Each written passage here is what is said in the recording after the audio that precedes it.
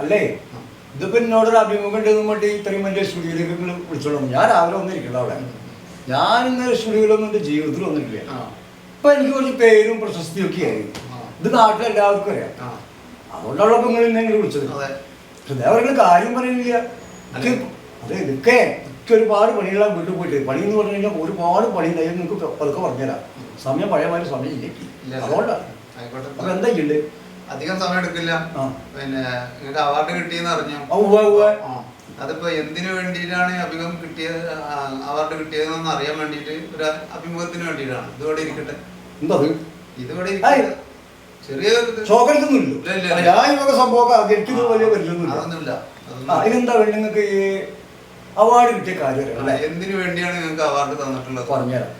ശ്രദ്ധിച്ച് കേൾക്കേണ്ട കാര്യം. അംഗീകരിച്ചു തന്നെ, കംപ്ലീറ്റ് ജനങ്ങളും അംഗീകരിച്ചു. സർക്കാർ അവര് ശരിയായിട്ടും തന്നെ എന്താ പറയാ, അവരുടെ ഉൾക്കൊണ്ടു. അപ്പൊ ഇത് എന്തുണ്ടായിരുന്നു ചോദിച്ചപ്പോ ഒരു ഉദാഹരണം പറയാം. നമ്മുടെ APJ അബ്ദുൽ കലാം, അതായത് ആള് ഒരു ശാസ്ത്രജ്ഞനായിരുന്നു. അങ്ങനെ ഒരു ശാസ്ത്രജ്ഞനായിട്ടുള്ള ആള് നമ്മുടെ ഇന്ത്യയുടെ രാഷ്ട്രപതിയായി. അതെന്താ? അദ്ദേഹത്തിന്റെ കഴിവ് നമ്മൾ ആദരിക്കാനാണ്. തോന്നണം വേണ്ടേ? ആളുടെ കഴിവ് എന്താണ്? അതേപോലെ തന്നെ ഒരു ചായക്കടക്കാരന്റെ മകനാണ് നമ്മുടെ നരേന്ദ്രമോദി, ഇന്ത്യൻ പ്രധാനമന്ത്രിയാണ്. തോളണ്ടേ കഴിവല്ലേ? ആളുടെ കഴിവല്ലേ എത്ര ഉയർച്ച. പിന്നെ ഈ നമ്മുടെ തമിഴ്നാട്ടില് തേരാപാല ഓടുന്ന ട്രാൻസ്പോർട്ട് ബസ്സിലെ കണ്ടക്ടർ ആയിരുന്നു രജനീകാന്ത്. അന്ന് ഇന്ത്യ കൂടെ അറിയപ്പെടുന്ന സൂപ്പർ സ്റ്റാർ.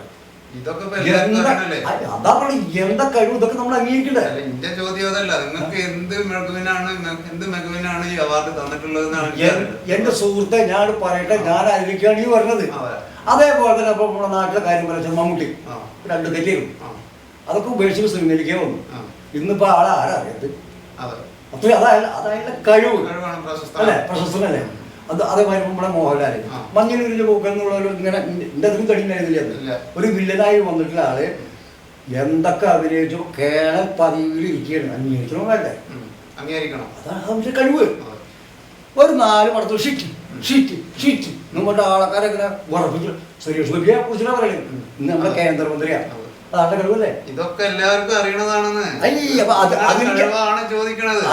എന്തിന് അവാർഡ് തന്നു എന്നുള്ളതാണ് ജനങ്ങൾക്ക് അറിയേണ്ടത്. അതിലേക്ക് ആള് പറഞ്ഞത്. അതിലേക്ക് പറഞ്ഞതേ നമ്മളെ അയ്യം വിജയനാർ തൃശ്ശൂരുണ്ട്. ഈ തൃശ്ശൂർ ഗ്രൗണ്ടിൽ പന്ത് കളികളൊക്കെ തന്നെ നടന്നുകൊണ്ടിരിക്കുമ്പോ പുറത്ത് പന്ത് വീണത് എടുത്തോക്കെ നിന്നിരുന്ന ആളാ. ഇന്നിപ്പോ എന്താ നില ആളുടെ കഴിവ് തോണ്ടേ. അപ്പൊ അതാ പറഞ്ഞ ഓരോരുത്തർക്കും ഓരോരോ കഴിവുണ്ട്. പിന്നെ നമ്മുടെ ഈ പരിധൂര് ഒരു സ്കൂൾ ടീച്ചറുണ്ട്, ബീന ആർ ചന്ദ്രൻ. അവർക്ക് തടവ് എന്നുള്ള ഒറ്റ സിനിമയിലെ ഏറ്റവും നല്ല നടിക്കുള്ള അവാർഡ് കിട്ടുക. നമുക്കൊക്കെ ഒരു അഭിമാനമല്ലേ? നമുക്ക് ഈ അഭിമാനം എന്നാ ടീച്ചർ നമ്മൾ തോണ്ടേ. അതവർക്ക് കഴിവാണ്, അംഗീകരിക്കണം വേണ്ടേ? പിന്നെ എല്ലാവരും അറിഞ്ഞ കാര്യമാണ്, അറിയണ കാര്യമാണ്. അതെ, ഇങ്ങക്ക് അവാർഡ് കിട്ടിയാൽ എന്തിനാ? അത് പറയും. അതാണ് ചോദിക്കണത്. അതാണ് ഞാൻ പറഞ്ഞോളൂ. അത് വേഗം പറഞ്ഞോളൂ. പറയാൻ കേൾക്കേ. നമ്മുടെ ബോംബെയില് പെട്രോൾ പമ്പിൽ ഇങ്ങനെ എണ്ണ അടിച്ചെടുത്ത് വരുന്ന ആളാണ് അംബാനി. ഇന്ന് റിലയൻസിന്റെ കോടിക്കണക്കിന് ആസ്തിയുള്ള ഭയങ്കര ഗുജറാത്തിലും എല്ലായിടത്തും പ്രശസ്തി ആയിട്ടുള്ള ഒരാളാണ്. അതെന്താ? അയാളുടെ കഴിവാണ് അല്ലേ? ഉറപ്പല്ലേ? പിന്നെ ഇപ്പൊ ഞാൻ ഒരു കാര്യം പറയാം. പാട്ടും പാടി ചെറുപ്പം മുതലേ പാടി നടന്നതിന് ഒരു യേശുദാസ്, ലോക പ്രശസ്തനായ എവിടെ ഏത് ഭാഷയിൽ എത്ര ഭാഷയില് യേശുദാസിന് പാടാനുള്ള കഴിവുണ്ട് എന്ന് പറഞ്ഞാൽ അയാളുടെ കഴിവ് നമ്മൾ അംഗീകരിക്കണം. കഴിവല്ലേ? പിന്നെ ഏറ്റവും ഒരു ഉദാഹരണം പറഞ്ഞുതരാം. ടൈലർ ആയിട്ട് നടന്നിരുന്ന ഒരാളാണ് ഇന്ദ്രൻസ്. സിനിമാ രംഗത്ത് കയറി എത്ര അവാർഡുകളാണ് അപ്പൊ മേടിച്ചു. ഇപ്പൊ അയാളുടെ മാതിരി അഭിനയിക്കുന്ന നടന്നോ? അത് അയാളുടെ കഴിവ് അല്ലേ? അതാ ഞാൻ പറയണേ. നിങ്ങളുടെ കഴിവ് എന്താ? അത് പറയും. പറഞ്ഞുതരാം. നിങ്ങള് എനിക്ക് കിട്ടിയ അവാർഡ് എന്തിനാണ്? ഇങ്ങനത്തെ മൊബൈലുണ്ടോ? എന്നാ ഒരു കാര്യം അതിലേ യൂട്യൂബ് എന്നൊരു സംഭവം ഒരു ഇത് കാണാം. കുടുംബാസത്തിന്റെ അടയാളമാരി അങ്ങനെ ആ സാധനം ഇങ്ങനെ മാന്തി നോക്കി കഴിഞ്ഞാൽ അതിൽ കോമഡി റീൽസ് എന്നൊക്കെ കുറച്ച് സംഭവങ്ങൾ വരും. അപ്പൊ നിങ്ങൾ എന്താക്കിയിട്ട് തീർച്ചയായും അതുപോലെ തന്നെ ഞെക്കി വെക്കാം. അപ്പൊ അതിൽ ഒരുപാട് മീഡിയ ഇന്ന പേരൊന്നുമില്ല. നമ്മൾ പേരൊക്കെ ആയിട്ട് ചിലപ്പോൾ ചിരിക്കും. ഒരു ബന്ധമില്ലാത്ത പേരോളാവും. അതൊക്കെ തപ്പി വെക്കി കഴിഞ്ഞാൽ അതിന് കുറെ കോമഡി കൊണ്ട് പരിപാടി വരും. ഇത് കോമഡി എന്ന് പറഞ്ഞ കണ്ടു വന്നു കഴിഞ്ഞാൽ നമ്മൾ ചിലപ്പോൾ കരയായിരിക്കും. നേരെ കുറച്ച് സെന്റിമെന്റിൽ പറഞ്ഞ് ചേർന്ന് വരും. അത് കേട്ടാൽ നമ്മൾ ചിരിച്ചാവും, ഒരു ബന്ധം ഉണ്ടാവില്ല. പക്ഷെ ഞാൻ എന്താ ചെയ്യാന്ന് ചോദിച്ചാൽ രാത്രി ഊണൊക്കെ കഴിഞ്ഞാൽ കടന്ന കഴിഞ്ഞിട്ടുണ്ടെങ്കിൽ വിളിച്ചാൽ പോകണം.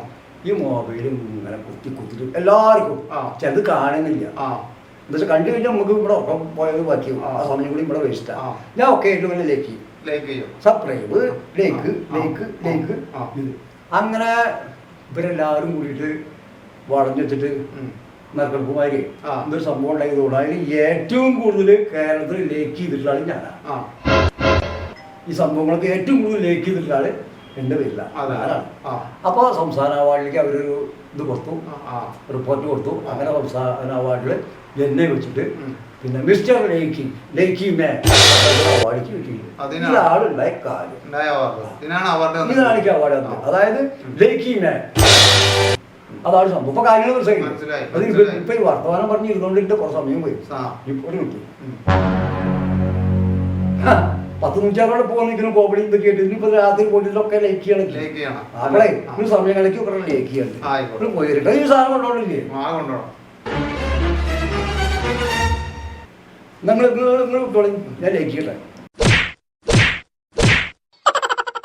ഇയാളെ ഇന്റർവ്യൂ ചെയ്തതിന് എനിക്കാണ് അവാർഡ് തരേണ്ടത്.